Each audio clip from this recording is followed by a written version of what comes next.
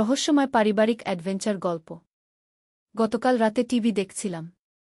ছেলে আমার পাশে এসে হঠাৎ আমাকে জড়িয়ে ধরে বলল, মা, আমার একটা কথা আছে। আমি বললাম, বল কি? সে আমার কানের কাছে মুখ এনে বলল, মা, আমি তোমার প্রেমে পড়েছি। আমি চমকে উঠে তাকালাম। কি বলছিস তুই? সে আমার মুখের দিকে তাকিয়ে বলল, আমি সত্যি বলছি। আমি তোমাকে ভালোবাসি, একজন নারী হিসেবে। তুমি আমার গার্লফ্রেন্ড হবে। আমি তার আলিঙ্গন থেকে মুক্ত হওয়ার চেষ্টা করলাম, কিন্তু সে আরও জোরে ধরে রাখল। বলল, মা, তুমি পালিয়ে যেজো না। আমি সত্যি তোমাকে ভালোবাসি। আমি কাঁপতে কাঁপতে বললাম, তুই আমার ছেলে। সে আমার চোখের দিকে তাকিয়ে বলল, আমি তোমার ছেলে, কিন্তু আমি একটা পুরুষও। আর তুমি একটি সুন্দর নারী। আমি চাই তুমি আমার গার্লফ্রেন্ড হও, তারপর আমরা বিয়ে করব। আমি হতবাক হয়ে বসে রইলাম।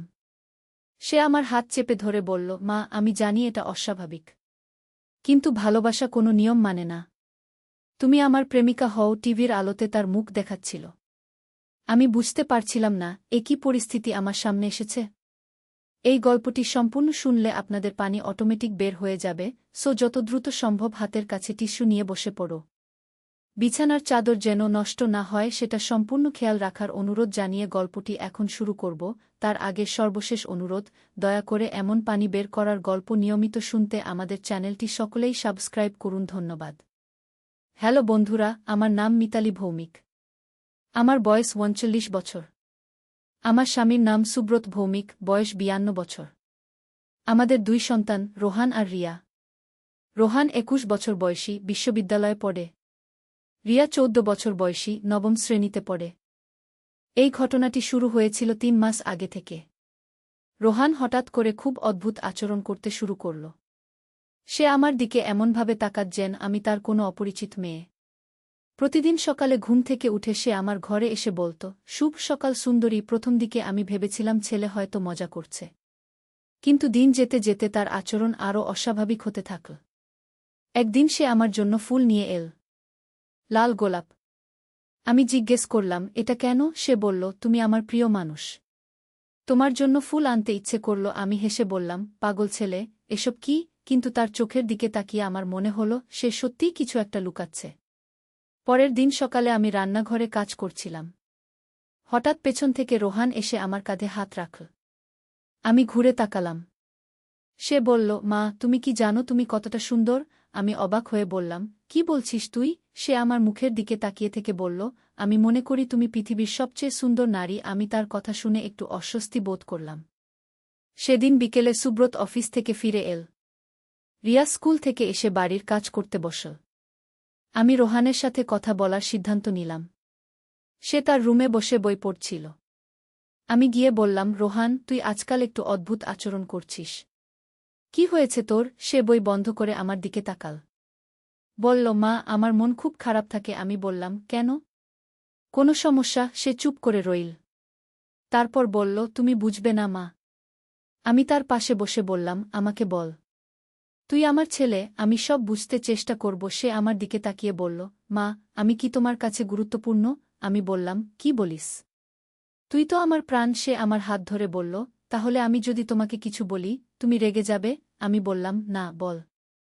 তখনই সে যা বলল তা শুনে আমার মাথা ঘুরে গেল।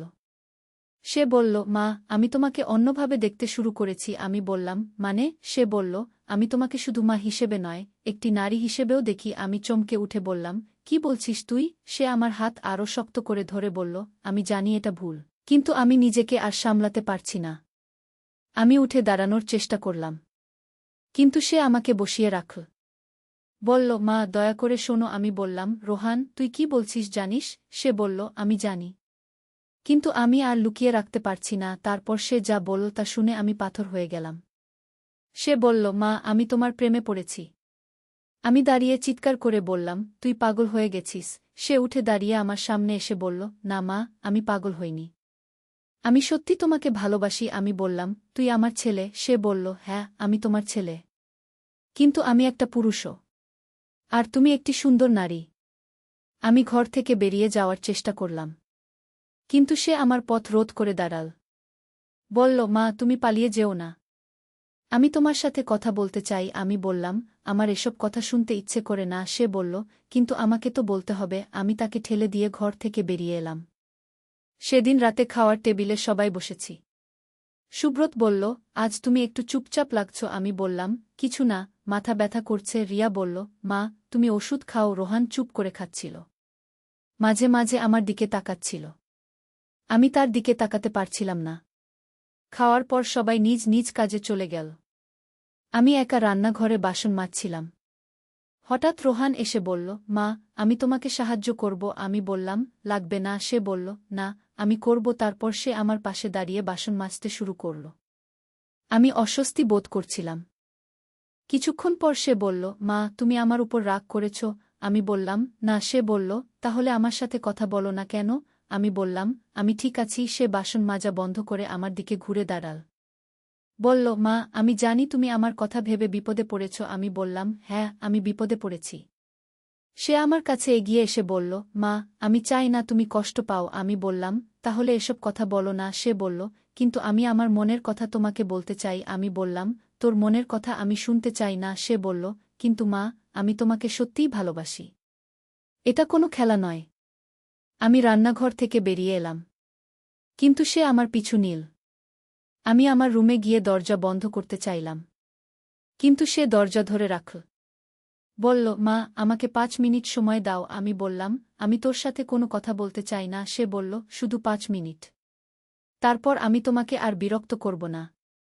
আমি রুমে গিয়ে বিছানায় বসলাম। সে দরজা বন্ধ করে আমার সামনে এসে দাঁড়াল। বলল, মা, আমি জানি এটা ভুল। কিন্তু আমি কিছু করতে পারছি না। আমি বললাম, তুই ডাক্তার দেখা। তোর মানসিক সমস্যা হয়েছে। সে বলল, না মা, আমার কোনো সমস্যা নেই। আমি শুধু তোমাকে ভালোবাসি। তারপর সে আমার সামনে হাঁটু গেড়ে বসে পড়ল। বলল, মা, তুমি যদি চাও আমি এই বাড়ি ছেড়ে চলে যাব। আমি বললাম, কেন? সে বলল, কারণ আমি তোমাকে কষ্ট দিতে চাই না। আমি বললাম, তুই আমার ছেলে। তোর জায়গা এই বাড়িতেই। সে বলল, কিন্তু আমি তোমার প্রতি এই অনুভূতি থামাতে পারছি না। আমি উঠে দাঁড়িয়ে বললাম, তুই বিয়ে কর। সে বলল, কার সাথে? আমি বললাম, কোনো ভালো মেয়ে খুঁজে নে। সে মাথা নাড়িয়ে বলল, না মা, আমি কাউকে বিয়ে করব না। আমি বললাম, কেন? সে বলল, কারণ আমি শুধু তোমাকে চাই। আমি তার কথা শুনে আরও বেশি বিপদে পড়ে গেলাম। পরের দিন সকালে আমি সুব্রতের সাথে কথা বলার সিদ্ধান্ত নিলাম। কিন্তু রোহানের কথা কিভাবে বলব বুঝতে পারছিলাম না। দুপুরে সুব্রত অফিস থেকে এসে খেতে বসল। আমি বললাম, রোহানকে নিয়ে আমার চিন্তা হচ্ছে। সুব্রত বলল, কেন? আমি বললাম, সে আজকাল একটু অদ্ভুত আচরণ করছে। সুব্রত বলল, কী রকম? আমি বললাম, তুমি তার সাথে কথা বলো। সেদিন বিকেলে সুব্রত রোহানের সাথে কথা বলল। কিন্তু রোহান তার বাবার কাছে কিছুই বলল না। সে বলল, আমি ভালো আছি বাবা। সুব্রত আমাকে বলল, ছেলেটা তো ভালোই লাগছে। তুমি অযথা চিন্তা করছো। আমি বুঝলাম যে রোহান তার বাবার কাছে সত্য কথা বলবে না। সেদিন রাতে আমি বিছানায় শুয়ে ভাবছিলাম, এই পরিস্থিতি থেকে কিভাবে বেরুব। হঠাৎ দরজায় নক পড়ল। আমি বললাম, কে? রোহান বলল, মা, আমি বললাম, কি চাইস? সে বলল, তোমার সাথে কথা বলতে চাই। আমি বললাম, আগামীকাল বলিস। সে বলল, না মা, এখনই। আমি দরজা খুলে দিলাম। সে ঢুকে এসে দরজা বন্ধ করে দিল। তারপর আমার সামনে এসে দাঁড়াল। বলল, মা, আমি আর পারছি না। আমি বললাম, কি পারছিস না? সে বলল, তোমাকে এভাবে এড়িয়ে চলা। আমি বললাম, তুই তোর রুমে যা। সে বলল, না মা, আজ আমি তোমাকে সব বলব। তারপর সে যা বলতে শুরু করল তা শুনে আমার পুরো শরীর কাঁপতে থাকল। সে বলল, মা, আমি প্রতিদিন তোমার স্বপন দেখি। আমি বললাম, কি ধরনের স্বপন? সে বলল, এমন স্বপন যা আমার দেখা উচিত নয়। আমি বললাম, তুই পাগল হয়ে গেছিস? সে বলল, হ্যাঁ মা, আমি পাগল হয়ে গেছি তোমার জন্য। সে আমার কাছে এগিয়ে এল। আমি পিছিয়ে গেলাম। সে বলল, মা, তুমি ভয় পেও না। আমি তোমার কোনো ক্ষতি করব না। আমি বললাম, তুই আমার ছেলে। সে বলল, হ্যাঁ, আমি তোমার ছেলে। কিন্তু আমি তোমাকে একটি নারী হিসেবে দেখি। আমি বললাম, এটা ভুল। সে বলল, আমি জানি এটা ভুল, কিন্তু আমি কিছু করতে পারছি না। তারপর সে আমাকে জড়িয়ে ধরল।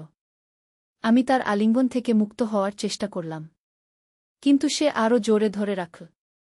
বলল, মা, তুমি পালিয়ে যেও না। আমি কাঁপতে কাঁপতে বললাম, তুই আমাকে ছেড়ে দে। সে বলল, আমি তোমাকে ছাড়তে পারব না। ঠিক সেই মুহূর্তে সুব্রত ঘরে ঢুকল। সে আমাদের দেখে চিৎকার করে বলল, এটা কি হচ্ছে? রোহান আমাকে ছেড়ে দিয়ে বলল, বাবা, আমি মাকে সাহায্য করছিলাম। সুব্রত বলল, কি ধরনের সাহায্য? আমি বললাম, কিছু না, তুমি ঘুমাও। কিন্তু সুব্রত আমার মুখের অবস্থা দেখে বুঝতে পারল যে কিছু একটা হয়েছে। সুব্রত রোহানকে বলল, তুই তোর রুমে যা। রোহান চলে যাওয়ার পর সুব্রত আমাকে বলল, কি হয়েছে? আমি সব কথা বলতে পারলাম না। শুধু বললাম, রোহানের আচরণ ঠিক নেই। সুব্রত বলল, কী রকম আচরণ? আমি বললাম, সে আমার সাথে অদ্ভুত কথা বলে। সুব্রত বলল, আগামীকাল আমি তার সাথে কথা বলব। পরের দিন সকালে সুব্রত রোহানকে ডেকে বলল, তুই তোর মায়ের সাথে কি কথা বলেছিস? রোহান বলল, কিছু না বাবা। সুব্রত বলল, মিথ্যা বলো না।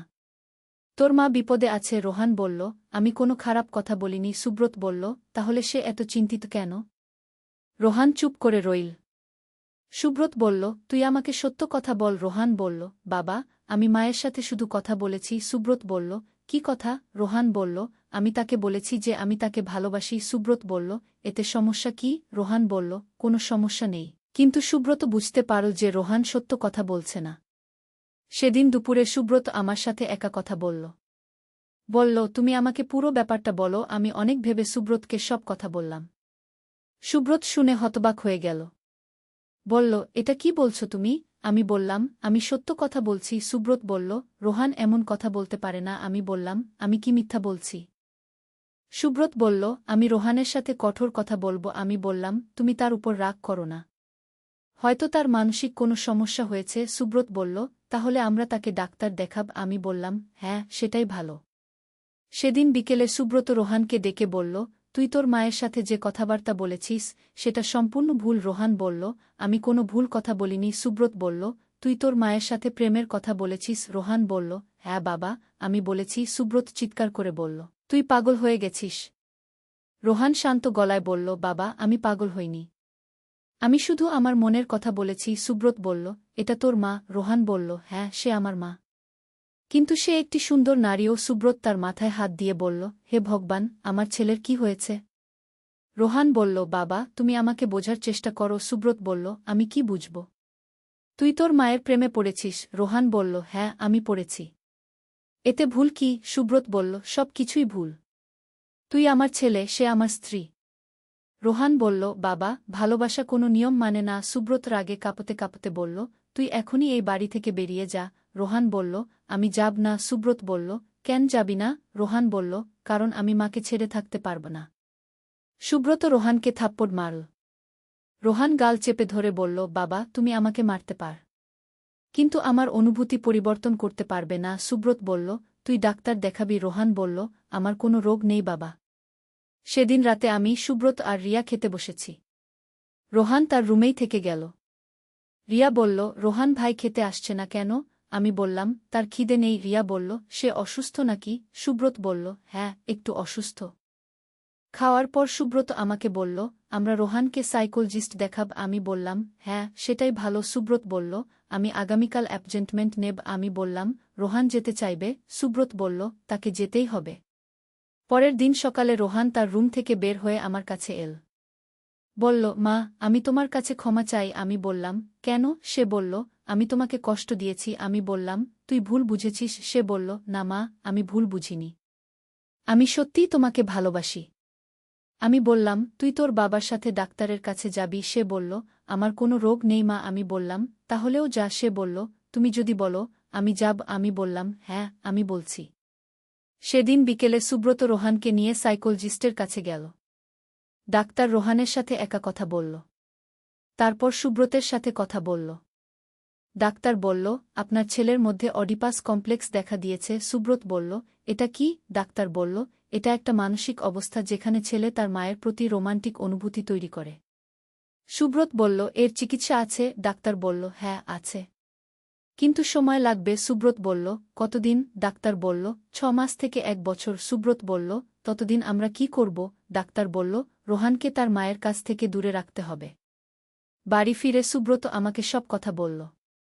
আমি বললাম, তাহলে রোহানকে কোথায় পাঠাব? সুব্রত বলল, আমার বড় ভাইয়ের কাছে পাঠাব। আমি বললাম, রোহান যেতে চাইবে। সুব্রত বলল, তাকে যেতেই হবে। সেদিন রাতে সুব্রত রোহানের সাথে কথা বলল। বলল, তুই কয়েকদিনের জন্য তোর কাকার বাড়িতে থাকবি। রোহান বলল, কেন? সুব্রত বলল, তোর চিকিৎসার জন্য। রোহান বলল, আমি যাব না। সুব্রত বলল, তুই যেতেই হবে। রোহান বলল, আমি মাকে ছেড়ে থাকতে পারব না। সুব্রত বলল, তুই যদি সত্যিই তোর মায়ের ভালো চাও, তাহলে তুই যাবি? রোহান বলল, কেন? সুব্রত বলল, কারণ তুই এখানে থাকলে তোর মা কষ্ট পাবে। রোহান চুপ করে রইল। তারপর বলল, আমি কতদিন থাকব? সুব্রত বলল, যতদিন প্রয়োজন।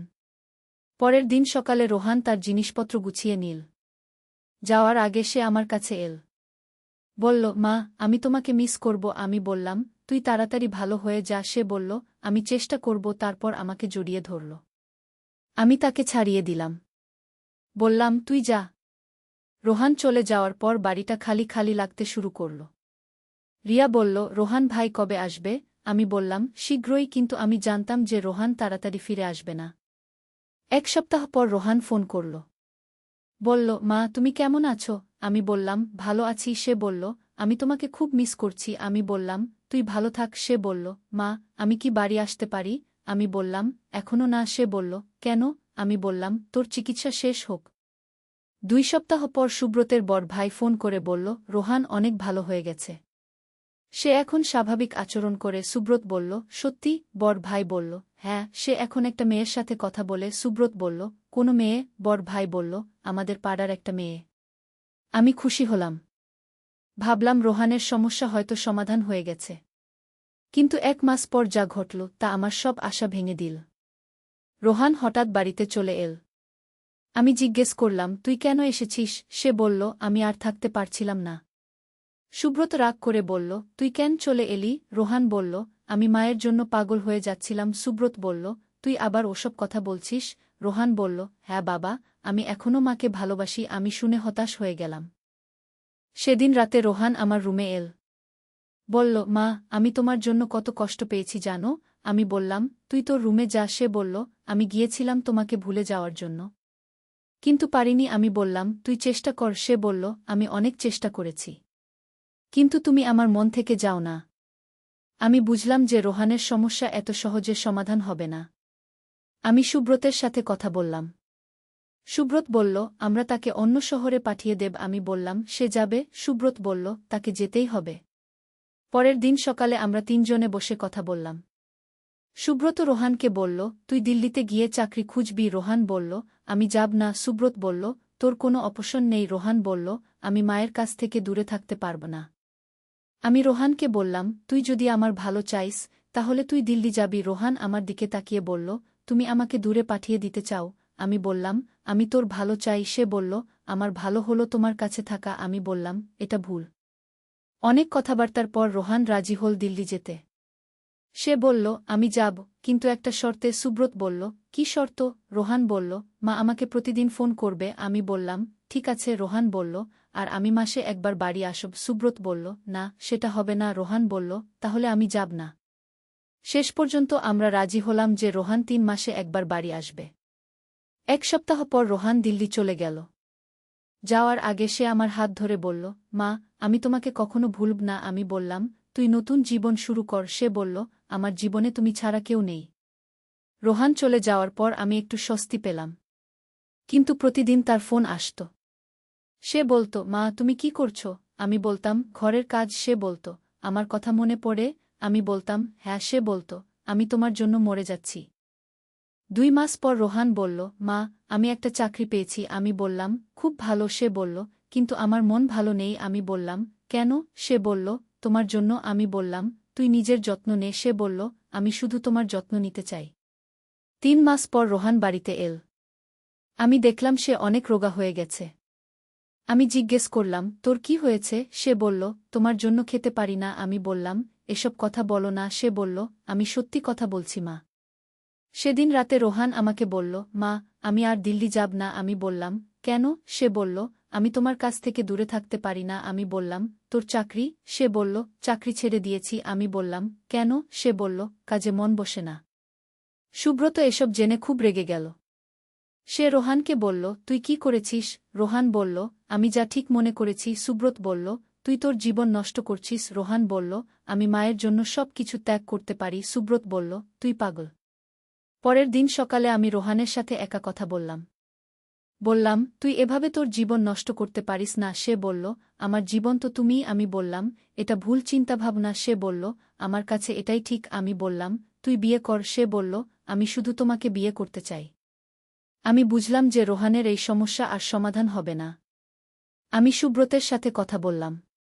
সুব্রত বলল, আমরা কি করব? আমি বললাম, আমি বাড়ি ছেড়ে চলে যাব। সুব্রত বলল, কোথায় যাবে? আমি বললাম, আমার বোনের কাছে। সুব্রত বলল, এটা কোনো সমাধান নয়। কিন্তু আমি সিদ্ধান্ত নিয়ে ফেললাম। পরের দিন আমি রোহানকে বললাম, আমি কিছুদিনের জন্য তোর মাসির বাড়ি যাচ্ছি। রোহান বলল, কেন? আমি বললাম, মাসি অসুস্থ। রোহান বলল, আমিও যাব। আমি বললাম, তুই থাক। রোহান বলল, আমি তোমাকে একা যেতে দেব না। আমি বুঝলাম যে রোহানের সামনে সত্য কথা বলতে হবে। আমি বললাম, আমি তোর কারণে যাচ্ছি। রোহান বলল, আমার কারণে? আমি বললাম, হ্যাঁ, তোর আচরণের কারণে। রোহান বলল, আমি কোনো খারাপ কাজ করিনি। আমি বললাম, তুই আমাকে কষ্ট দিচ্ছিস। রোহান আমার পায়ে পড়ে কাঁদতে শুরু করল।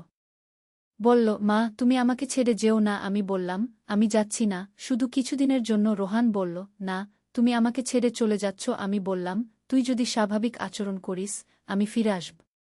রোহান বলল, আমি কি করব? আমি বললাম, তুই বিয়ে কর। রোহান বলল, তুমি আমার জন্য মেয়ে খুঁজে দাও। আমি বললাম, ঠিক আছে। রোহান বলল, কিন্তু তুমি চলে যেও না। আমি বললাম, আমি থাকব।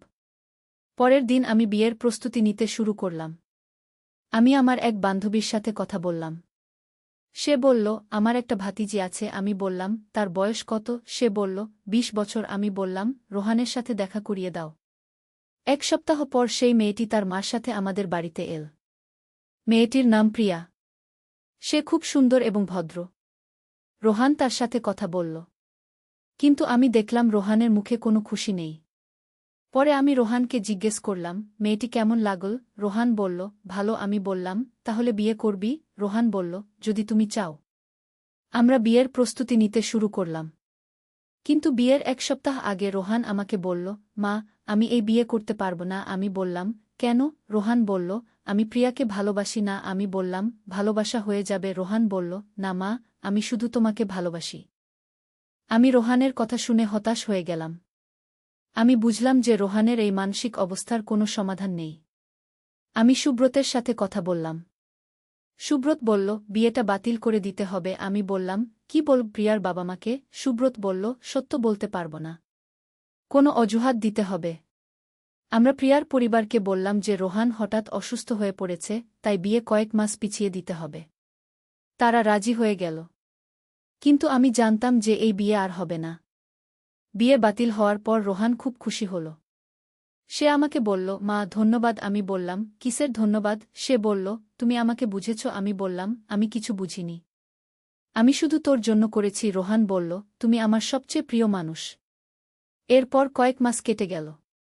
রোহান বাড়িতেই থেকে গেল। সে একটা অনলাইন চাকরি শুরু করল। কিন্তু তার আচরণ একই রকম রয়ে গেল। সে এখনও আমাকে অন্যভাবে দেখত। প্রতিদিন আমার কাছে এসে বলত, মা, তুমি আজ কতটা সুন্দর লাগছ। আমি বলতাম, এসব কথা বলো না। সে বলত, আমি মনের কথা বলি। একদিন রিয়া আমাকে বলল, মা, রোহান ভাই আজকাল অদ্ভুত আচরণ করে। আমি বললাম, কি রকম? রিয়া বলল, সে আমাকে বলেছে যে তুমি তার গার্লফ্রেন্ড। আমি চমকে উঠে বললাম, কি? রিয়া বলল, হ্যাঁ মা, সে বলেছে তুমি তার প্রেমিকা। আমি বুঝলাম যে রোহান এখন রিয়াকেও এসব কথা বলছে।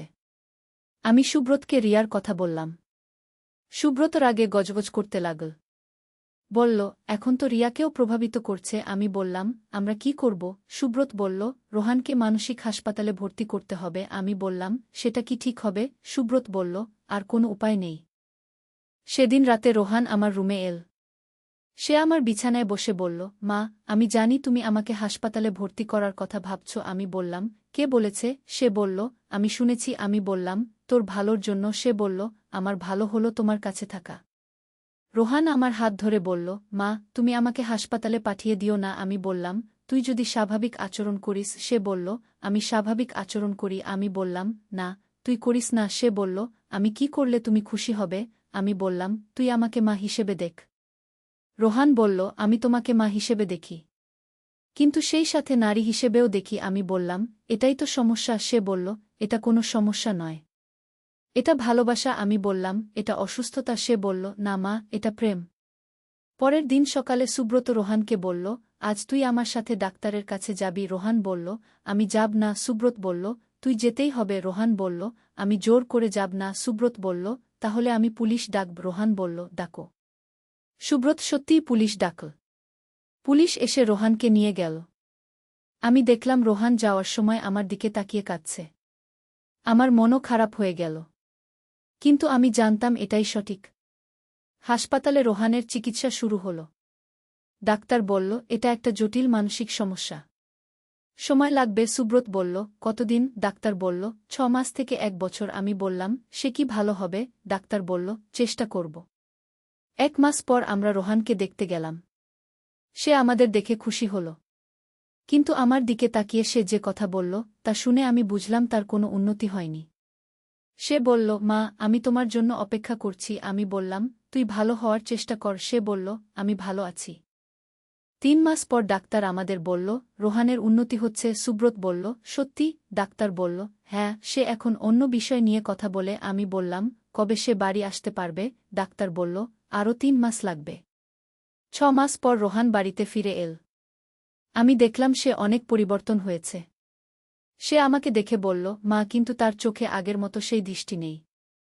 আমি খুশি হলাম। কিন্তু কয়েকদিন পর আমি বুঝতে পারলাম যে রোহান আসলে অভিনয় করছে। সে এখনও আমার দিকে সেইভাবেই তাকায়। কিন্তু এখন সে লুকিয়ে লুকিয়ে করে। একদিন আমি তাকে স্নানঘরের দরজার ফাঁক দিয়ে আমার দিকে তাকিয়ে থাকতে দেখলাম। আমি চিৎকার করে বললাম, তুই কি করছিস? রোহান দৌড়ে চলে গেল। আমি বুঝলাম যে তার সমস্যা আরও জটিল হয়েছে। এখন সে লুকিয়ে লুকিয়ে আমাকে দেখে। আমি সুব্রতকে বললাম।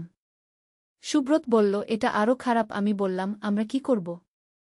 সুব্রত বলল, আমরা বাড়ি পরিবর্তন করব। আমি বললাম, কোথায় যাব? সুব্রত বলল, অন্য শহরে। আমি বললাম, রোহান কি করবে? সুব্রত বলল, সে এখানেই থাকবে। আমি বললাম, একা? সুব্রত বলল, আমার বড় ভাইয়ের সাথে। আমরা এই পরিকল্পনা রোহানকে জানালাম। রোহান শুনে চিৎকার করে বলল, তোমরা আমাকে ছেড়ে যেতে পারো না। সুব্রত বলল, আমাদের যেতেই হবে। রোহান বলল, আমি তোমাদের যেতে দেব না। সুব্রত বলল, তুই আমাদের আটকাতে পারবি না। রোহান আমার পায়ে পড়ে কাঁদতে লাগল। বলল, মা, তুমি আমাকে ছেড়ে যেও না। আমি বললাম, আমি যাচ্ছি না, শুধু কিছুদিনের জন্য। রোহান বলল, কতদিন? আমি বললাম, জানি না। রোহান বলল, আমি মরে যাব। আমি বললাম, তুই মরবি না। তুই নতুন জীবন শুরু করবি। 1 সপ্তাহ পর আমরা নতুন শহরে চলে গেলাম। রোহান আমাদের স্টেশনে বিদায় দিতে এসেছিল। সে কাঁদতে কাঁদতে বলল, মা, তুমি তাড়াতাড়ি ফিরে এসো। আমি বললাম, হ্যাঁ, কিন্তু আমি জানতাম যে তাড়াতাড়ি ফেরা সম্ভব নয়। নতুন শহরে গিয়ে আমরা একটা ভাড়া বাড়িতে উঠলাম। রিয়াকে নতুন স্কুলে ভর্তি করে দিলাম। সুব্রত একটা চাকরি খুঁজতে শুরু করল। আমি বাড়িতে থেকে সংসার দেখতাম। কিন্তু মন ভালো থাকত না। রোহানের কথা মনে পড়ত। প্রতিদিন রোহানের ফোন আসত। সে বলত, মা, তুমি কবে আসবে? আমি বলতাম, শীঘ্রই। সে বলত, আমি তোমার জন্য অপেক্ষা করছি। আমি বলতাম, তুই ভালো থাক। সে বলত, তুমি ছাড়া আমি ভালো থাকতে পারি না। 2 মাস পর সুব্রতের বড় ভাই ফোন করে বলল, রোহানের অবস্থা খুব খারাপ। সুব্রত বলল, কি হয়েছে? বড় ভাই বলল, সে খায় না, ঘুমায় না, শুধু তোমাদের ছবি নিয়ে বসে থাকে। সুব্রত বলল, আমরা কি করব? বড় ভাই বলল, তোমাদের ফিরে আসতে হবে। সুব্রত বলল, কিন্তু সমস্যার সমাধান হবে না। বড় ভাই বলল, রোহান অসুস্থ হয়ে পড়েছে। ডাক্তার বলেছে তার মার সাথে দেখা না হলে সে হয়তো আত্মহত্যা করতে পারে। আমি এই কথা শুনে ভেঙে পড়লাম। আমি বললাম, আমি ফিরে যাব। সুব্রত বলল, কিন্তু সমস্যার সমাধান হবে না। আমি বললাম, তাও ফিরতে হবে। আমি আমার ছেলেকে মরতে দিতে পারি না। সুব্রত বলল, তাহলে আমরা অন্য উপায় খুঁজতে হবে। আমরা ফিরে যাওয়ার সিদ্ধান্ত নিলাম। কিন্তু একটা শর্তে। রোহানকে আলাদা ফ্ল্যাটে থাকতে হবে। আমরা তার জন্য একটা ছোট ফ্ল্যাট ভাড়া নিলাম। রোহান রাজি হল। বাড়ি ফিরে আসার পর রোহান খুব খুশি হল। সে আমাকে দেখে কাঁদতে শুরু করল। বলল, মা, আমি ভেবেছিলাম তুমি আর ফিরবে না। আমি বললাম, আমি ফিরে এসেছি। সে বলল, আমি তোমাকে ছাড়া থাকতে পারি না। আমি বললাম, তুই এখন আলাদা থাকবি। রোহান আলাদা ফ্ল্যাটে চলে গেল। কিন্তু প্রতিদিন আমাদের বাড়িতে আসত। সকাল, দুপুর, রাত, সব সময়। আমি বললাম, তুই এতবার আসিস কেন? সে বলল, তোমাকে দেখার জন্য। আমি বললাম, তুই তোর কাজ নিয়ে ব্যস্ত থাক। সে বলল, আমার সবচেয়ে বড় কাজ হলো তোমার যত্ন নেওয়া। একদিন আমি অসুস্থ হয়ে পড়লাম। জ্বর এসেছিল। রোহান জানতে পেরে দৌড়ে এল। বলল, মা, তোমার কি হয়েছে? আমি বললাম, একটু জ্বর। সে বলল, আমি তোমার সেবা করব। আমি বললাম, লাগবে না। সে বলল, না, আমি করব। সুব্রত বলল, তোর দরকার নেই। কিন্তু রোহান শুনল না। রোহান সারাদিন আমার পাশে বসে থাকল। আমার জন্য খাবার আনল, ওষুধ দিল, মাথায় পানি দিল। আমি বললাম, তুই বাড়ি যা। সে বলল, তুমি ভালো না হওয়া পর্যন্ত আমি যাব না। সেই রাতে সে আমাদের বাড়িতেই থেকে গেল। সোফায় ঘুমাল। পরের দিন সকালে আমার জ্বর কমে গেল। রোহান খুশি হয়ে বলল, মা, তুমি ভালো হয়ে গেছ। আমি বললাম, হ্যাঁ। সে বলল, আমি তোমার যত্ন নিয়েছি। আমি বললাম, ধন্যবাদ। সে বলল, আমি সবসময় তোমার যত্ন নিতে চাই। আমি বুঝলাম যে রোহানের সমস্যা সমাধান হয়নি। সে এখনও আমাকে সেইভাবেই দেখে। কিন্তু এখন সে আর খোলাখুলি সেই কথা বলে না। সে অন্যভাবে তার ভালোবাসা প্রকাশ করে। আমার যত্ন নিয়ে আমার সেবা করে। এভাবে আরও 6 মাস কেটে গেল। রোহান প্রতিদিন আমাদের বাড়িতে আসত। আমার সব কাজে সাহায্য করত। কিন্তু আমি জানতাম যে তার মনের অবস্থা একই রকম আছে। সে এখনও আমাকে নারী হিসেবে দেখে। একদিন আমি একটা অদ্ভুত স্বপন দেখলাম। স্বপনে দেখলাম যে রোহান আমার সাথে বিয়ে করেছে। আমি ঘুম থেকে উঠে ভয় পেয়ে গেলাম। আমি বুঝলাম যে রোহানের চিন্তাভাবনা আমাকেও প্রভাবিত করতে শুরু করেছে। সেদিন সকালে রোহান এসে বলল, মা, তুমি কেমন আছো? আমি তার দিকে তাকিয়ে অদ্ভুত অনুভব করলাম। আমি বললাম, ভালো আছি। সে বলল, তুমি একটু চিন্তিত লাগছ। আমি বললাম, না, কিছু না, কিন্তু আমি নিজেকে সামলাতে পারছিলাম না। আমি বুঝলাম যে আমাকে আবার দূরে যেতে হবে। এবার আমি একা যাওয়ার সিদ্ধান্ত নিলাম। আমি সুব্রতকে বললাম, আমি আমার বোনের কাছে যাব। সুব্রত বলল, কতদিনের জন্য? আমি বললাম, জানি না। সুব্রত বলল, রিয়াকে নিয়ে যাবে? আমি বললাম, না, রিয়া তোমার সাথে থাকবে। পরের দিন আমি চলে গেলাম। রোহান আমাকে নিতে এসেছিল। সে কাঁদতে কাঁদতে বলল, মা, তুমি আমাকে ছেড়ে যেও না। আমি বললাম, আমি যাচ্ছি না, শুধু কিছুদিনের জন্য। সে বলল, তুমি আর ফিরবে না? আমি বললাম, ফিরব, কিন্তু আমি নিজেই জানতাম না কবে ফিরব। বোনের বাড়িতে গিয়ে আমি একটু শান্তি পেলাম। কিন্তু রোহানের ফোন প্রতিদিন আসত। সে বলত, মা, তুমি কবে ফিরবে? আমি বলতাম, শীঘ্রই। সে বলত, আমি তোমার জন্য মরে যাচ্ছি। আমি বলতাম, তুই নিজের যত্ন নে। 1 মাস পর সুব্রত ফোন করে বলল, রোহান খাওয়া দাওয়া বন্ধ করে দিয়েছে। আমি বললাম, কেন? সুব্রত বলল, সে বলছে তুমি না এলে সে আর কিছু করবে না। আমি বললাম, তাকে বোঝাও। সুব্রত বলল, সে কারো কথা শুনছে না। আমি বুঝলাম যে আমাকে ফিরে যেতে হবে। আমি বোনকে বললাম, আমি ফিরে যাচ্ছি। বোন বলল, কেন? সমস্যার সমাধান হয়েছে?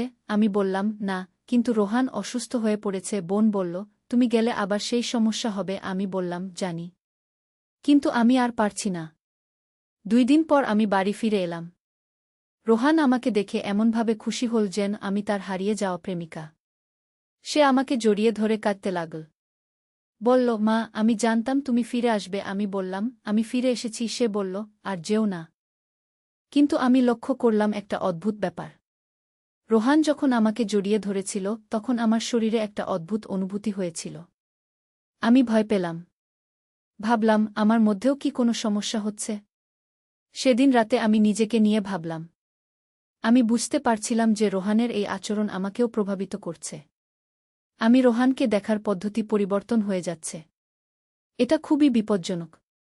পরের দিন আমি একা একা বাইরে হাঁটতে গেলাম। মনে মনে ভাবলাম, এই পরিস্থিতির কি সমাধান হতে পারে? হঠাৎ আমার মনে একটা ভয়ানক চিন্তা এল। যদি আমিও রোহানের মতো অনুভব করতে শুরু করি? আমি দ্রুত বাড়ি ফিরে এলাম। সুব্রতকে বললাম, আমাদের আরেকবার ডাক্তারের কাছে যেতে হবে। সুব্রত বলল, কেন?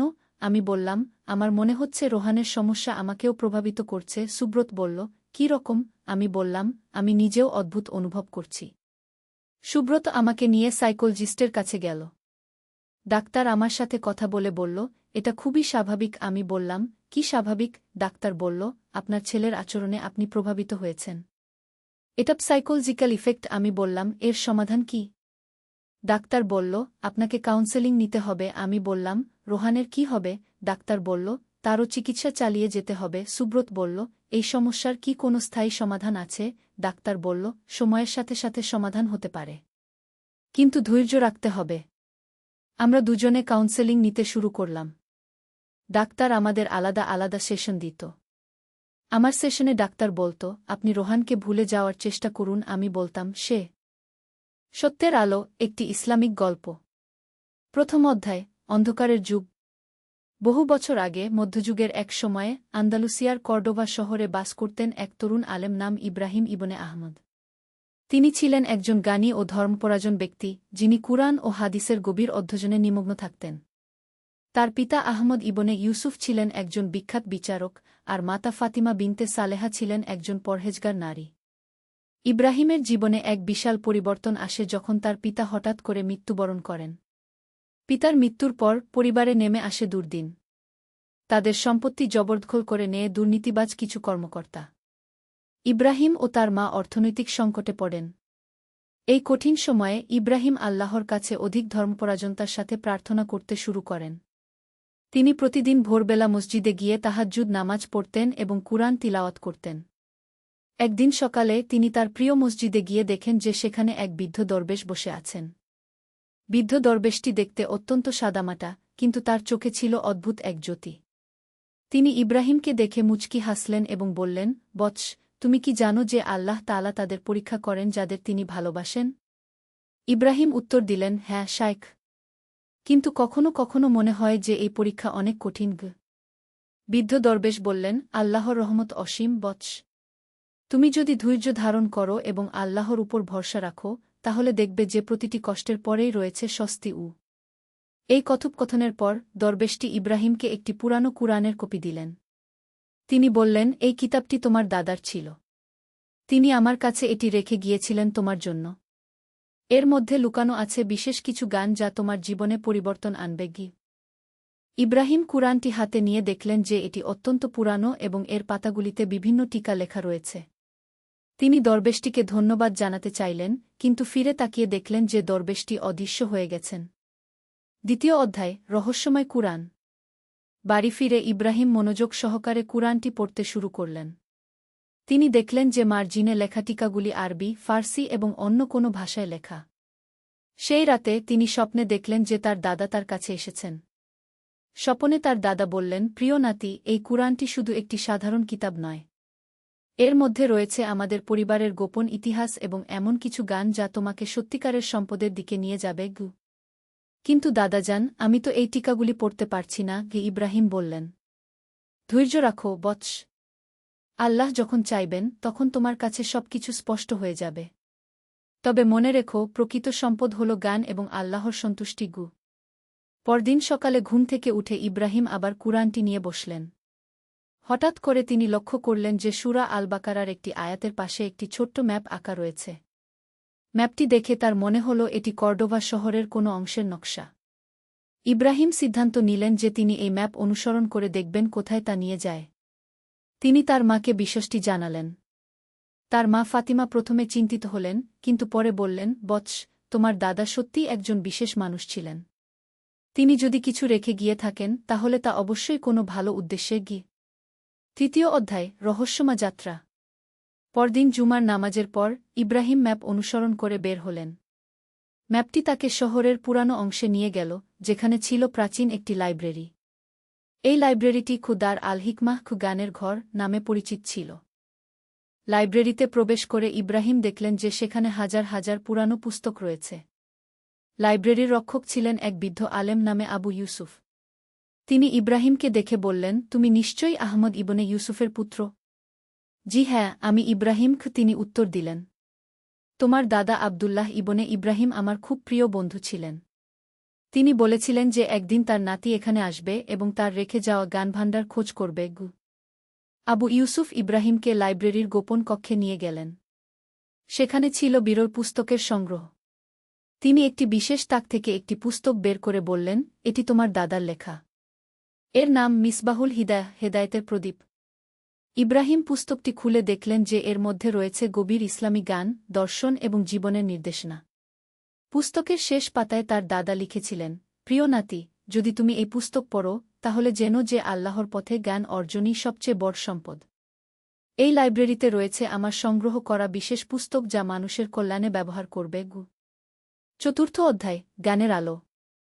আবু ইউসুফ ইব্রাহিমকে বললেন, তোমার দাদা এই লাইব্রেরির অর্ধেক অংশের মালিক ছিলেন। তিনি তার ইচ্ছাপত্রে লিখে গেছেন যে এগুলো তোমাকে দিয়ে দিতে।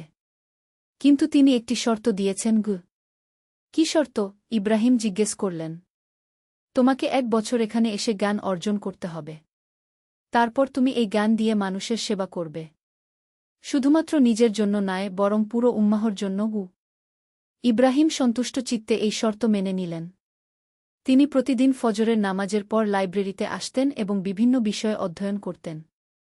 তিনি কুরআনের তাফসির, হাদিস, ফিকাহ, চিকিৎসাশাস্ত্র, গণিত, জ্যোতির্বিদ্যা এবং দর্শনশাস্ত্র অধ্যয়ন করলেন। মাসের পর মাস কেটে গেল।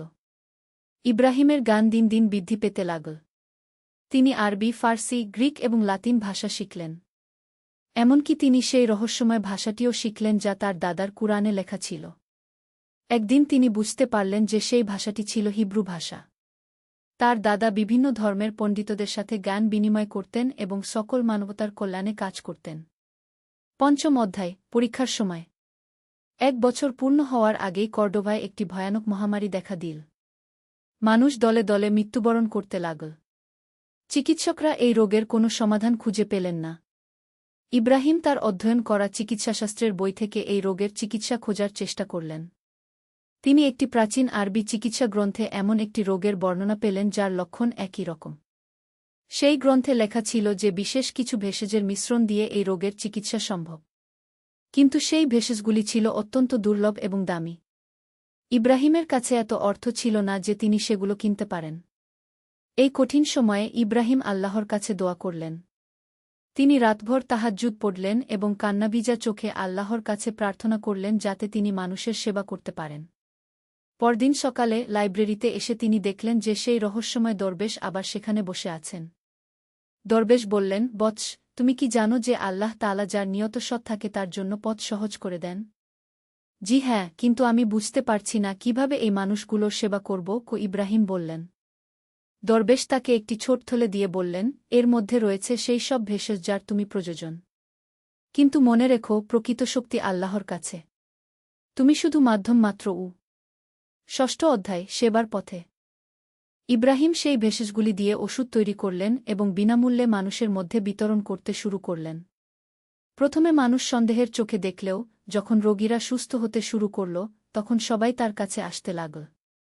ইব্রাহিম শুধু ওষুধ দিতেন না, বরং রোগীদের ইসলামের শিক্ষা অনুযায়ী সঠিক জীবনযাপনের পদ্ধতি শেখাতেন। তিনি তাদের বলতেন পরিচ্ছন্নতার গুরুত্ব, সঠিক খাদ্যাভ্যাস এবং নিয়মিত নামাজের উপকারিতার কথা। কয়েক মাসের মধ্যেই মহামারী নিয়ন্ত্রণে এসে গেল। মানুষ ইব্রাহিমকে হাকিম ইব্রাহিম, চিকিৎসক ইব্রাহিম নামে ডাকতে শুরু করল। কিন্তু ইব্রাহিম সব প্রশংসা আল্লাহর দিকে ফিরিয়ে দিতেন। এই সময়ে শহরের কাজী, বিচারক ইব্রাহিমের কাছে এলেন। তিনি বললেন, তুমি একজন সত্যিকারের মুসলিম। আমি তোমাকে শহরের প্রধান চিকিৎসক এবং ইসলামী শিক্ষক হিসেবে নিযোগ দিতে চাই। ইব্রাহিম নম্রভাবে এই প্রস্তাব গ্রহণ করলেন। কিন্তু তিনি শর্ত দিলেন যে তিনি গরিব মানুষের সেবা বিনামূল্যে করবেন এবং ধনীদের কাছ থেকে নেওয়া অর্থ দিয়ে গরিবদের সাহায্য করবেন। সপ্তম অধ্যায়, প্রেম ও বিবাহ। ইব্রাহিমের খ্যাতি যখন চারদিকে ছড়িয়ে পড়ল তখন শহরের একজন ধনী ব্যবসায়ী আব্দুর রহমান ইবনে সুলাইমান তার কন্যা আয়েশার সাথে ইব্রাহিমের বিয়ের প্রস্তাব দিলেন। আয়েশা ছিলেন অত্যন্ত সুন্দরী, বুদ্ধিমতী এবং ধর্মপরায়ণ একজন নারী। তিনি কুরআন হাফেজ ছিলেন এবং আরবি সাহিত্যে পণ্ডিত ছিলেন। ইব্রাহিমের মা ফাতিমা এই বিবাহের প্রস্তাবে খুশি হলেন। ইব্রাহিম ইস্তিখারা নামাজ পড়ে আল্লাহর কাছে দোয়া করলেন। তিনি স্বপ্নে দেখলেন যে তার দাদা এসে তাকে বলছেন, এই বিবাহ তোমার জন্য কল্যাণকর হবে। আয়েশা তোমার জীবনের সাথী হয়ে তোমাকে দিনের কাজে সাহায্য করবে। বিবাহের পর ইব্রাহিম ও আয়েশা একসাথে মানুষের সেবা করতে শুরু করলেন। আয়েশা নারীদের ইসলামী শিক্ষা দিতেন এবং প্রসূতি মায়েদের সেবা করতেন। তাদের ঘর হয়ে উঠল জ্ঞান ও সেবার কেন্দ্র। অষ্টম অধ্যায়, পরীক্ষা ও ধৈর্য। বিবাহের 2 বছর পর আয়েশা একটি পুত্র সন্তান জন্ম দিলেন। তারা তার নাম রাখলেন আহমদ। কিন্তু দুর্ভাগ্যবশত আহমদ জন্মের কয়েক মাস পরেই অসুস্থ হয়ে পড়ল। ইব্রাহিম যতই চিকিৎসা করলেন আহমদের অবস্থার উন্নতি হল না। এই সময় ইব্রাহিমের ঈমানের পরীক্ষা হল। তিনি মাঝে মাঝে নিজেকে প্রশ্ন করতেন, আমি অন্যদের সুস্থ করতে পারি, কিন্তু আমার নিজের সন্তানকে কেন পারি না? একদিন রাতে ইব্রাহিম ও আয়েশা দুজনেই কান্নাভিজা চোখে আল্লাহর কাছে দোয়া করছিলেন। হঠাৎ করে আহমদের জ্বর ছেড়ে গেল এবং সে সুস্থ হয়ে উঠল। এই ঘটনার পর ইব্রাহিম বুঝতে পারলেন যে সবকিছু আল্লাহর হাতে। মানুষ শুধু চেষ্টা করতে পারে, কিন্তু ফলাফল আল্লাহর ইচ্ছায় হয়। নবম অধ্যায়, জ্ঞানের প্রসার। আহমদ সুস্থ হওয়ার পর ইব্রাহিম আরও বেশি উৎসাহে তার কাজ চালিয়ে যেতে লাগলেন। তিনি একটি মাদ্রাসা ও হাসপাতাল প্রতিষ্ঠা করলেন যার নাম দিলেন খুদার আশিফা ওয়াল হিকমাহ ও আরোগ্য ও গানের ঘর।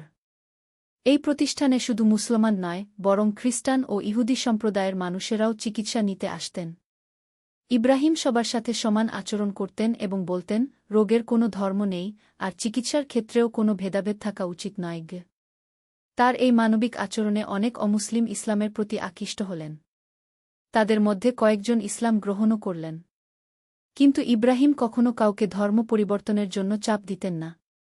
তিনি শুধু নিজের আচরণ দিয়ে ইসলামের সৌন্দর্য প্রকাশ করতেন। মাদ্রাসায় তিনি বিভিন্ন বিষয়ে শিক্ষা দিতেন। তার ছাত্রদের মধ্যে কয়েকজন পরবর্তীতে বিখ্যাত আলেম ও চিকিৎসক হয়েছিলেন। 10ম অধ্যায়, রাজনৈতিক অস্থিরতা। কর্ডোভায় এই সময় রাজনৈতিক অস্থিরতা দেখা দিল। বিভিন্ন গোত্রের মধ্যে ক্ষমতার জন্য লড়াই শুরু হল। যুদ্ধের কারণে অনেক মানুষ আহত হল এবং শহরে খাদ্যের সংকট দেখা দিল। ইব্রাহিম তার প্রতিষ্ঠানে আহত সৈনিকদের চিকিৎসা করতেন, তা তারা যে পক্ষেরই হোক না কেন। তিনি বলতেন, একজন চিকিৎসকের কাজ হল মানুষের সেবা করা, রাজনীতি করা নয়। এই নিরপেক্ষ অবস্থানের কারণে কিছু লোক তার উপর ক্ষুব্ধ হল। তারা অভিযোগ করল যে ইব্রাহিম শত্রুদের সাহায্য করছেন। একদিন একদল সশস্ত্র লোক তার বাড়িতে এসে তাকে হুমকি দিল। কিন্তু আয়েশা সাহসের সাথে বললেন, আমার স্বামী আল্লাহর পথে কাজ করেন। তোমরা যদি তাকে কোনো ক্ষতি করো তাহলে আল্লাহর কাছে জবাবদিহি করতে হবে। ইব্রাহিম শান্তভাবে বললেন, ভাইয়েরা, আমি কারো শত্রু নই। আমি শুধু আল্লাহর সৃষ্টির সেবা করি। যদি তোমরা মনে করো যে আমি ভুল করছি তাহলে আমাকে হত্যা কর। কিন্তু তার আগে বলো তো, যদি তোমাদের কেউ অসুস্থ হয় তাহলে তোমরা কি চিকিৎসকের কাছে যাবে না? এই কথা শুনে সশস্ত্র লোকেরা লজ্জিত হল এবং চলে গেল। 11 অধ্যায়, স্বপ্নে নির্দেশনা। এই ঘটনার পর ইব্রাহিম গভীর চিন্তায় পড়লেন। তিনি ভাবলেন যে তার উপস্থিতি হয়তো শহরের মানুষের জন্য সমস্যা হয়ে দাঁড়িয়েছে। সেই রাতে তিনি স্বপ্নে দেখলেন যে রাসূলুল্লাহ সাক তার কাছে এসেছেন। রাসূলুল্লাহ সাক বললেন, হে ইব্রাহিম, তুমি সত্যের পথে আছো। যারা তোমার বিরোধিতা করছে তারা জাহেলিয়াতের অন্ধকারে নিমজ্জিত। তুমি ধৈর্য ধরো এবং তোমার কাজ চালিয়ে যাও।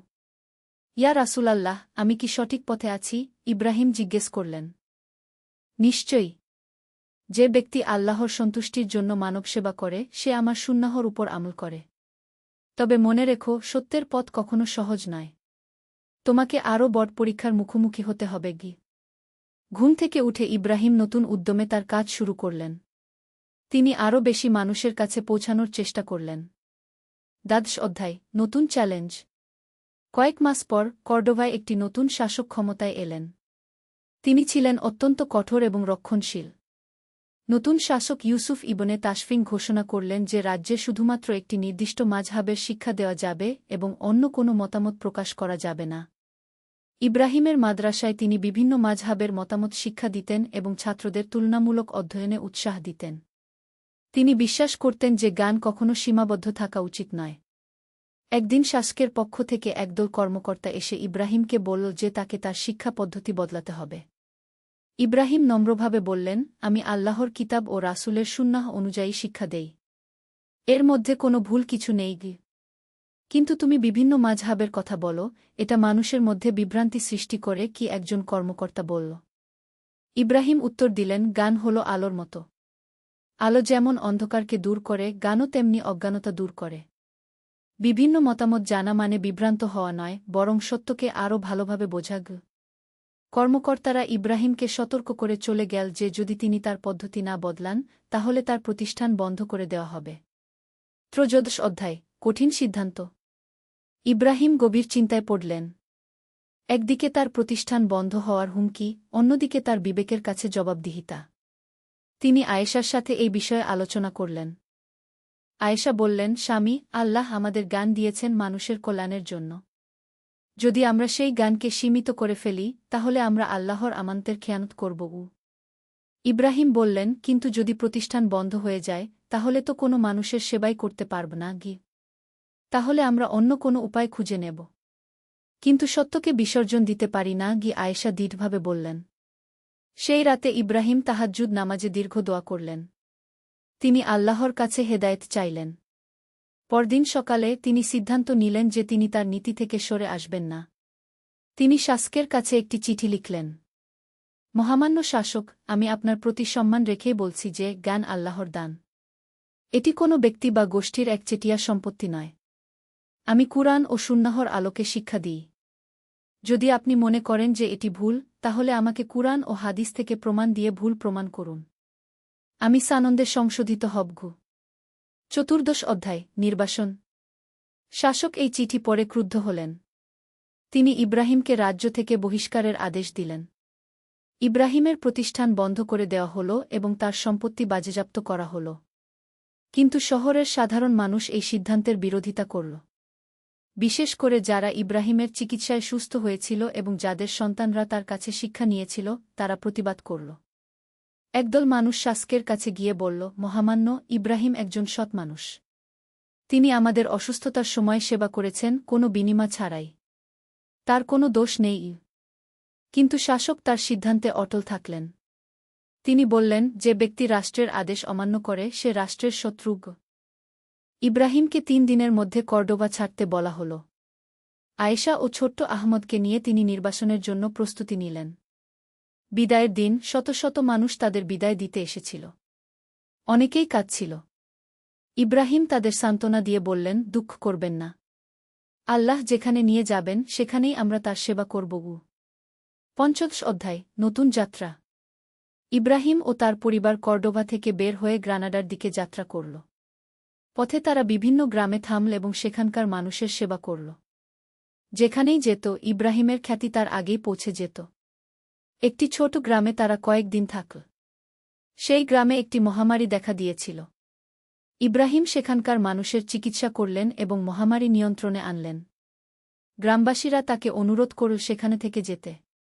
কিন্তু ইব্রাহিম বললেন, আল্লাহ আমাকে আরও বড় কাজের জন্য পাঠিয়েছেন। আমি যদি এখানে থেকে যাই, তাহলে হয়তো অন্য কোথাও আমার প্রয়োজন থাকা মানুষদের সাহায্য করতে পারব না। গ্রানাডা পৌঁছানোর পথে একটি পাহাড়ি এলাকায় তারা দেখল যে কিছু দস্যু একটি কাফেলাকে, ব্যবসায়িক দল, আক্রমণ করেছে। অনেক মানুষ আহত হয়েছে। ইব্রাহিম সাহসের সাথে এগিয়ে গিয়ে আহতদের চিকিৎসা করতে শুরু করলেন। দস্যুরা প্রথমে বাধা দিতে চাইল, কিন্তু যখন দেখল যে ইব্রাহিম শুধু সেবা করছেন, কোনো স্বার্থ নেই, তখন তারাও তাকে কাজ করতে দিল। আহতদের মধ্যে একজন দস্যুও ছিল। ইব্রাহিম তারও চিকিৎসা করলেন। এতে দস্যু সর্দার অবাক হয়ে জিজ্ঞেস করল, তুমি আমার লোককে কেন সাহায্য করছ? আমরা তো তোমার শত্রুগু। ইব্রাহিম উত্তর দিলেন, আল্লাহর সৃষ্টির কেউ আমার শত্রু নয়। আমার কাজ হল সেবা করা, শত্রুতা করা নয়। এই কথা শুনে দস্যু সর্দার গভীরভাবে প্রভাবিত হল। সে তার দস্যুবৃত্তি ছেড়ে দিয়ে তওবা করল এবং ইব্রাহিমের সাথে যেতে চাইল। 16 অধ্যায় গ্রানাডায় নতুন শুরু। গ্রানাডায় পৌঁছে ইব্রাহিম দেখলেন যে এটি একটি সুন্দর শহর, কিন্তু এখানেও জ্ঞান ও চিকিৎসার অভাব রয়েছে। তিনি শহরের বাইরে একটি ছোট বাড়ি ভাড়া নিলেন এবং সেখানে একটি ছোট্ট চিকিৎসালয় শুরু করলেন। প্রথম দিকে মানুষ তাকে চিনত না, তাই রোগী আসত কম। কিন্তু ইব্রাহিম হতাশ হলেন না। তিনি রাস্তায় রাস্তায় গিয়ে অসুস্থ মানুষদের খোঁজ করতেন এবং তাদের বিনামূল্যে চিকিৎসা করতেন। একদিন তিনি দেখলেন যে একটি ছোট্ট মেয়ে রাস্তায় অজ্ঞান হয়ে পড়ে আছে। তার পাশে তার মা কাঁদছে। ইব্রাহিম তাড়াতাড়ি মেয়েটিকে তার চিকিৎসালয়ে নিয়ে গেলেন এবং চিকিৎসা করলেন। মেয়েটির জ্বর ছেড়ে গেল এবং সে সুস্থ হয়ে উঠল। মেয়েটির মা খুশিতে কেঁদে ফেলল এবং বলল, আল্লাহ আপনাকে পুরস্কৃত করুন। আপনি আমার মেয়ের জীবন বাঁচিয়েছেন গু। এই ঘটনার পর ইব্রাহিমের খ্যাতি গ্রানাডায় ছড়িয়ে পড়ল। মানুষ তাকে হাকিম আল-রহমান ও দয়ালু চিকিৎসক বলে ডাকতে শুরু করল। গ্রানাডার শাসক মুহাম্মদ ইবনে ইউসুফ ছিলেন একজন ন্যায়পরায়ণ ও জ্ঞানী ব্যক্তি। তিনি ইব্রাহিমের কথা শুনে তাকে দরবারে ডেকে পাঠালেন। আমি শুনেছি যে তুমি একজন দক্ষ চিকিৎসক ও আলেম। আমি তোমাকে রাজ চিকিৎসক হিসেবে নিযোগ দিতে চাই, শাসক বললেন। ইব্রাহিম নম্রভাবে বললেন, মহামান্য, আমি আপনার প্রস্তাব গ্রহণ করতে সম্মানিত বোধ করছি। কিন্তু আমার একটি শর্ত আছে। আমি গরিব মানুষের সেবা বিনামূল্যে করব এবং একটি মাদ্রাসা ও হাসপাতাল প্রতিষ্ঠার অনুমতি চাই। শাসক সানন্দে এই শর্ত মেনে নিলেন। তিনি বললেন, জ্ঞানী ও দয়ালু মানুষেরাই রাষ্ট্রের প্রকৃত সম্পদ। তুমি যা চাও তা পাবে গু। 17 অধ্যায় নতুন প্রতিষ্ঠান। গ্রানাডায় ইব্রাহিমের নতুন প্রতিষ্ঠান খুবায়েত আল হিকমাহ ওয়াশ শিফা জ্ঞান ও আরোগ্যের ঘর অত্যন্ত জনপ্রিয় হয়ে উঠল। এখানে শুধু স্থানীয় নয় বরং দূরদূরান্ত থেকে রোগী এবং জ্ঞান অন্বেষীরা আসত। ইব্রাহিম এখানে একটি নতুন পদ্ধতি চালু করলেন। তিনি চিকিৎসার সাথে সাথে রোগীদের মানসিক ও আধ্যাত্মিক চিকিৎসাও করতেন। তিনি বিশ্বাস করতেন যে শারীরিক অসুস্থতার সাথে মন ও আত্মার সুস্থতা জড়িত। একদিন একজন ধনী ব্যবসায়ী এলেন যিনি গুরুতর অসুস্থ ছিলেন। অন্য চিকিৎসকরা তাকে সুস্থ করতে পারেননি। ইব্রাহিম তার চিকিৎসা শুরু করার আগে তার সাথে কথা বললেন। আপনি কি আপনার জীবনে সন্তুষ্ট? ইব্রাহিম জিজ্ঞেস করলেন। ব্যবসায় অবাক হয়ে বললেন, এটা কেমন প্রশ্ন? আমি তো অসুস্থতার চিকিৎসার জন্য এসেছি। শরীর ও মনের মধ্যে গভীর সম্পর্ক রয়েছে। যদি মন অশান্ত থাকে তাহলে শরীরও অসুস্থ হয়ে পড়ে। ইব্রাহিম ব্যাখ্যা করলেন। ব্যবসায়ী কিছুক্ষণ চুপ থেকে বললেন, সত্যি কথা বলতে আমি খুশি নই। আমার অনেক সম্পদ আছে কিন্তু মনে শান্তি নেই। আমি সর্বদা আরও বেশি অর্থের পিছনে ছুটে বেড়াই। ইব্রাহিম বললেন, এইখানেই সমস্যা। আল্লাহ আমাদের দুনিয়ার জন্য সৃষ্টি করেননি, বরং তার ইবাদতের জন্য। যখন আমরা সেই মূল উদ্দেশ্য ভুলে যাই তখন অশান্তি আসে। এই কথোপকথনের পর ইব্রাহিম ব্যবসায়ীর শারীরিক চিকিৎসার সাথে সাথে তাকে ইসলামের প্রকৃত শিক্ষা দিলেন। তিনি তাকে বোঝালেন কিভাবে সম্পদকে আল্লাহর পথে ব্যবহার করা যায় এবং কিভাবে মানসিক শান্তি পাওয়া যায়। কয়েক সপ্তাহের মধ্যেই ব্যবসায়ী সুস্থ হয়ে উঠলেন। তিনি ইব্রাহিমকে ধন্যবাদ দিয়ে বললেন, ডাক্তার, আপনি শুধু আমার শরীর নয়, আমার আত্মাকেও সুস্থ করেছেন। অষ্টাদশ অধ্যায়, পরিবারের বৃদ্ধি। গ্রানাডায় স্থিতিশীল জীবনযাপনের কয়েক বছর পর আয়েশা আরেকটি সন্তানের জন্ম দিলেন। এবার একটি কন্যা, যার নাম রাখা হল খাদিজা। আহমদ তখন 6 বছরের একটি বুদ্ধিমান ছেলে হয়ে উঠেছে। ইব্রাহিম তার সন্তানদের শিক্ষার প্রতি বিশেষ গুরুত্ব দিতেন। তিনি আহমদকে শুধু কুরআন হাদিস নয়, বরং গণিত, জ্যোতির্বিজ্ঞান, চিকিৎসাশাস্ত্র এবং বিভিন্ন ভাষাও শেখাতেন। একদিন আহমদ তার বাবাকে জিজ্ঞেস করল, আব্বু, আমরা কেন এত কিছু শিখি? অন্য বাচ্চারা তো শুধু খেলাধুলা করে। কি? ইব্রাহিম মুচকি হেসে বললেন, বেটা, জ্ঞান হল আল্লাহর সবচেয়ে বড় নিয়ামত। যে ব্যক্তি জ্ঞান অর্জন করে সে শুধু নিজের নয়, বরং পুরো মানবতার কল্যাণ করতে পারে। কিন্তু আমি তো এখনো ছোট। আহমদ বলল, ছোট হলেই কি হবে? জ্ঞান অর্জনের কোনো বয়স নেই। আর তুমি যত ছোট বয়সে শিখবে ততই তোমার মস্তিষ্ক সেই জ্ঞান ভালোভাবে গ্রহণ করবে। আহমদ খুশি হয়ে বলল, তাহলে আমি আরও বেশি পড়াশোনা করব, যাতে বড় হয়ে আব্বুর মতো মানুষের সেবা করতে পারি।